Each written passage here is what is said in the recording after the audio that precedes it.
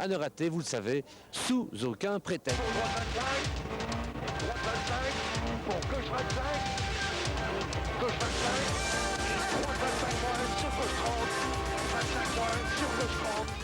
Bienvenue dans Champions 98, numéro 19 de cette 5e saison. Nous sommes à Ajaccio pour le Tour de Corse, reportage à chaud en fin d'émission. Avant cela, on retourne en Catalogne pour la 5e manche du championnat du monde des rallyes. Là-bas, 4 équipages belges ont vécu des aventures qu'ils n'oublieront pas de sitôt.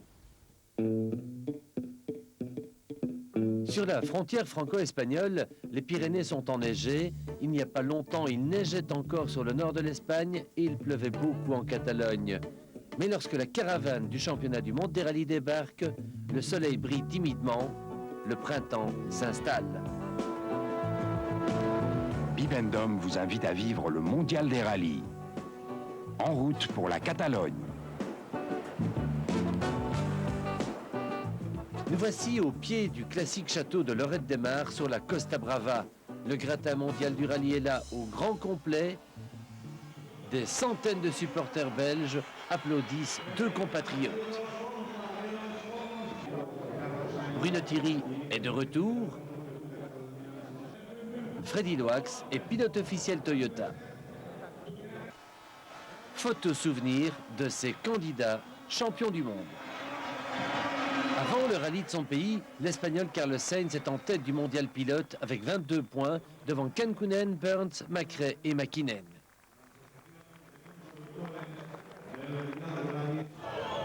Carlos Sainz, le matador, l'idole des foules, protégé par la police, une légende vivante que tout le monde veut toucher, encourager, porter vers la victoire.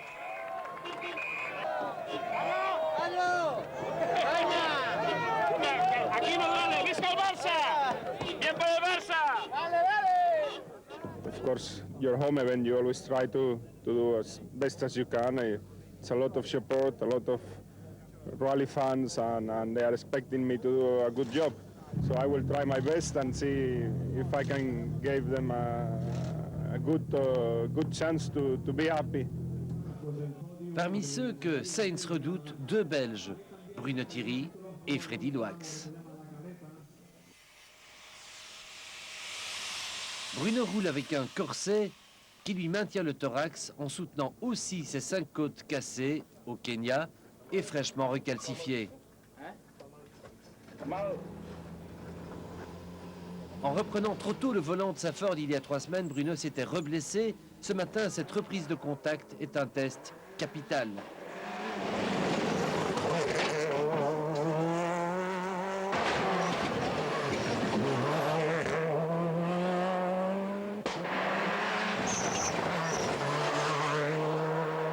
Après 10 minutes de test, première impression.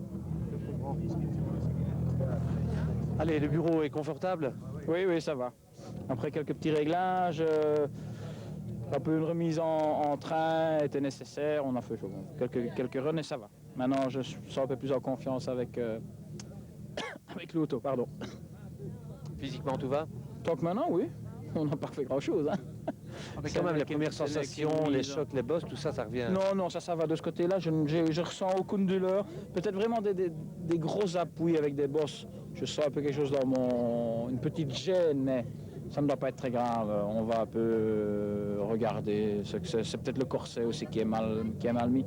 Maintenant, je vais l'enlever de suite et voir où j'ai des marques rouges. Et on va un peu le réajuster.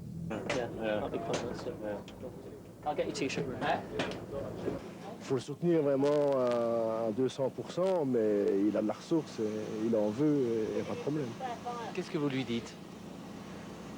Je crois qu'un ostéopathe, ça parle le moins possible et ça touche le mieux possible. Je crois que une des fonctions importantes aussi chez le pilote de rallye, c'est la sensation. Et je crois qu'une main qui touche et qui rassure, ça vaut beaucoup de paroles.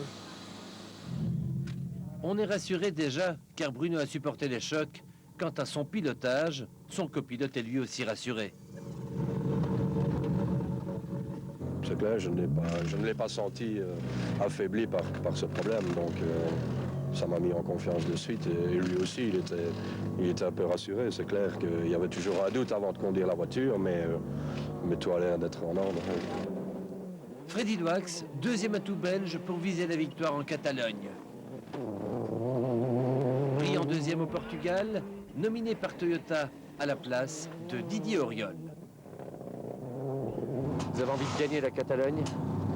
Écoute, gagner, d'abord on doit terminer le rallye, on ne doit pas avoir de problème, pas pour moi et pas pour la voiture, donc d'abord on doit rouler et le mercredi on verra qu'est-ce que ça va. Si vous n'avez pas de problème, vous pouvez gagner? Vous pouvez gagner, c'est toujours dangereux de dire ça, mais on roule quand même pour essayer de gagner. Renaud Verreit, en Subaru World Rally Car, va aussi tout faire pour gagner le classement des privés et être le plus proche des pilotes d'usine.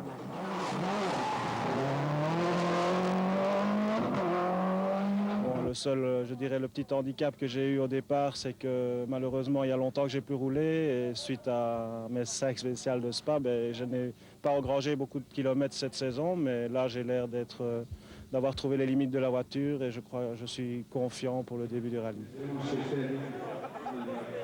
3 équipages belges ont le sourire, mais un pilote belge grimace. Patrick Steyers cherche un copilote pour remplacer Danny Colbunders, qui s'est stupidement cassé une côte en tombant dans sa salle de bain.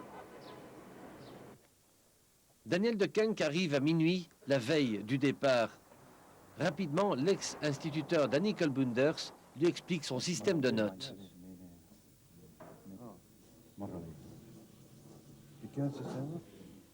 Essai de la combinaison. Essai du baquet droit de la Ford Escort.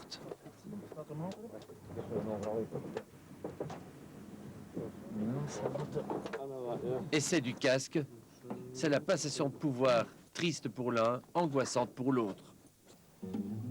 La Catalogne, 1471 km en 3 jours, 400 chronométrés en 19 spéciales, départ et arrivée à Lorette des Mars.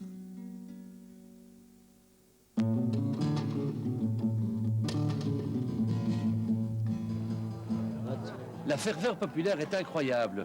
Des centaines de milliers de spectateurs sont mobilisés pour faire une haie d'honneur à Carlos Sainz et Luis Moya.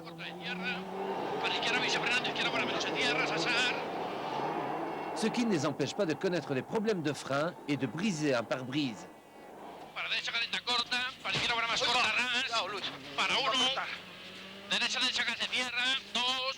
Dans la première spéciale, Burns commet un crime de lèse-majesté, il bat Sainz. Sainz se console en battant la Peugeot 306 de Panizzi, déjà performante. Battu aussi la Toyota Corolla de Freddy Loax. La surprenante Citroën Xara de Philippe Bugalski. Didier Auriol s'incline également devant Sainz, de même que McKinnon et sa Mitsubishi Lancer Evolution 5. Ken Kounen perd 6 secondes sur Sainz. Macré en perd 8. Ses pneus s'avèrent tout à fait inadaptés. And 2 left plus opens into 6 left, into 4 right Mais plus l'homme line. fort de la première spéciale, c'est lui. Vous l'avez reconnu, c'est Bruno Thierry, le revenant, revenu d'entrer le jeu au plus haut niveau. Pour 3 de fin bref, et 3 de fin de 5 cordes, et 3 de 35 moins légères cordes sales. Bruno revient au mondial et redevient immédiatement le plus rapide. Le crash. Mais dans la deuxième spéciale, la douleur se réveille. Je me suis fait un peu mal dans une bourse, je me suis un peu coincé l'épaule, mais rien de grave, on va regarder ce que c'est maintenant. Plus de peur que de mal avec le corset réajusté. Dans la troisième spéciale, Bruno fait le deuxième temps. Et dans la quatrième, il fait le quatrième temps. Il est battu par 2 Formule 2 pétillantes, la Citroën Xara Kitcar de Jesus Pouras la Peugeot 306 de Gilles Panizzi. Bruno s'incline aussi devant un homme blessé qui se venge de son éviction de l'équipe officielle Toyota, Didier Auriol. La voiture va très bien. Comme d'habitude, ça va. Quand la voiture va, ça va. Auriol rentre en tête à Lloret-de-Mar. Il devance Pourras et Lexara de 16 secondes. Bruno Thierry est troisième à 21 secondes. Écoutez Bruno, très sincèrement, bravo. Merci, merci. C'est sûr que ça fait plaisir après 2 mois, d'absence, 2 mois de convalescence. Donc ici, on a retrouvé, je crois, le bon rythme directement dès la première spéciale. Carlos Sainz a raté son entrée dans le bal des artistes. Est-il trop nerveux ou victime de mauvais réglages?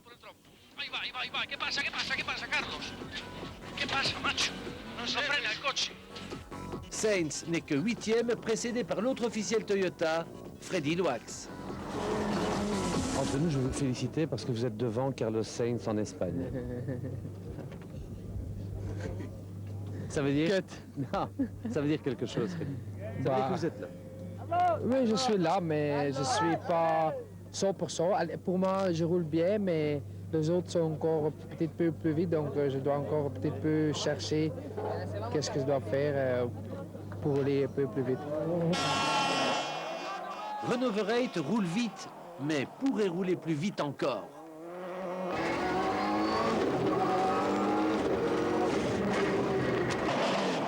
Il réalise des 15e temps juste derrière les pilotes d'usine. Il est pourtant désavantagé par son numéro de départ puisqu'il trouve souvent sur sa route des graviers ramenés par les premiers qui coupent les cordes. Gauche 73. Droite, gauche, droite 63 saute, pas corde. Pour gauche 82 vite. Corde droite 82 vite. Léger gauche à fond. Sur frein dans gauche 74 tapes. Renault perd à peu près 1 seconde par kilomètre par rapport aux pilotes officiels. Donc je sais que je peux aller plus vite et vu le temps que je fais, je suis très content. Vous avez remarqué tout ce qui tombe du ciel ici, c'est quoi ça? C'est un botaniste convaincu. C'est des plunchons, comme on dit chez nous. Après un jour, Renault rentre à Lloret en 16e position. Je dirais que le seul petit problème qu'on ait connu, c'est la 106 qui était devant nous, qu'on a dû dépasser 4 fois, mais enfin, il a été très sympa, il nous a laissé passer. Et la spéciale de Prades, où vraiment là, c'était un chantier et il y avait du gravier, on s'est fait quelques frayeurs, mais sinon, vraiment une bonne journée. Et je suis très content d'être à moins d'1 seconde au kilomètre des meilleures 4 roues motrices. Ce matin, Daniel Decancq s'est installé au pied levé aux côtés de Patrick Sneyers. Ils roulent ensemble pour la première fois, sans avoir fait jamais un seul mètre de reconnaissance commune. Il faut croire que Daniel Decancq lit plutôt bien les notes préparées par Danny Colbunders, puisque l'équipage boucle sans problème les 4 premières spéciales, avec un poil d'anxiété quand même. Je dis pas que c'est horrible, mais il faut être concentré sans arrêt pour rouler sur un chemin qu'on ne connaît pas. Patrick, que pensez-vous de votre nouveau copilote? Ouais, je trouve que ça va pas mal. C'est pas une catastrophe, pas du tout, non. Il est bien les notes, ça vient bien, mais pas de problème. Malheureusement, dans la 5e spéciale, un incident se produit. L'amortisseur a explosé, il est en deux. Et sur le ressort, si le sursort part vers la roue, je vais essayer d'être arrivé ici de cette spéciale. Patrick Sneyers parvient à terminer cette première journée de course, mais il n'est que 25e. Ah, c'est difficile comme ça dans des conditions comme ça. Pour une fois que j'ai une chance de rouler en championnat du monde, c'est comme ça. Patrick ne le dit pas, mais il est aussi inquiet pour sa mécanique. La nuit lui donne raison. Le lendemain, on détecte une fuite d'huile à la boîte de vitesse. Il ne repartira pas. Didier Auriol, lui, repart en tête avec une avance de 16 secondes sur Pourras et de 21 secondes sur Bruno Thierry. Freddy Loax est à 37 secondes. Comment Pourras